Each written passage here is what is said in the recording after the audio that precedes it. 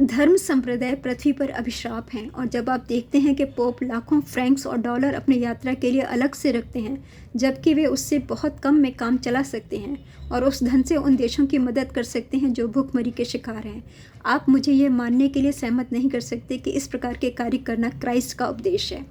आपकी बाइबल में एक अंश है जो कहता है, एक ऊँट के लिए सुई की आँख से गुजर कर निकलना एक धनी व्यक्ति के स्वर्ग में प्रवेश करने से अधिक आसान है।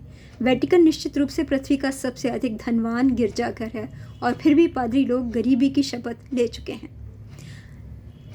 उन्हें ईश्वर की फटकार का भय नहीं है, पर वे फटकार में विश्वास करते हैं, क्योंकि वे कहते हैं कि गिरजाघर धनी है, वे नहीं।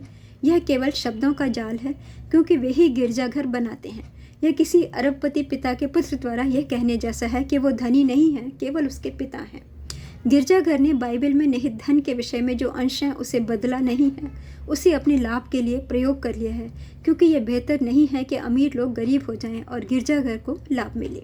पृथ्वी का युवा वर्ग अपने को जांच करने की प्रक्रिया से गुजर रहा है। वे एक मोड़ पर पहुंच चुके हैं, घटनाएं उन्हें वहां ले गई हैं, और मैं जानती हूं कि वे एकाकी अनुभव कर रहे हैं, पहले की किसी भी युवा पीढ़ी की तुलना में सबसे अधिक। धर्म और संप्रदायों से जुड़कर उनके एकाकीपन को छुटकारा नहीं मिल सकता। पहली बात, अगर आप अपने को ऊपर लाना चाहते हैं तो आपको आत्मध्यान करना होगा और फिर ध्यान केंद्रित करना होगा, जो अलग बात है। हालांकि दोनों को एक दूसरे से एक मिलाकर समझा जाता है। आप सबको किसी विशेष स्थान पर जाने की ज़रूरत नहीं है, क्योंकि सबसे महान और सबसे सुंदर मंदिर मनुष्य के अपने अंदर है। वहाँ वो अपने हायर सेल्फ से संपर्क कर सकता है, केंद्रित होकर अपने हायर सेल्फ से प्रश्न कर अपनी भौतिक समस्याओं के समाधान ढूंढने के लिए।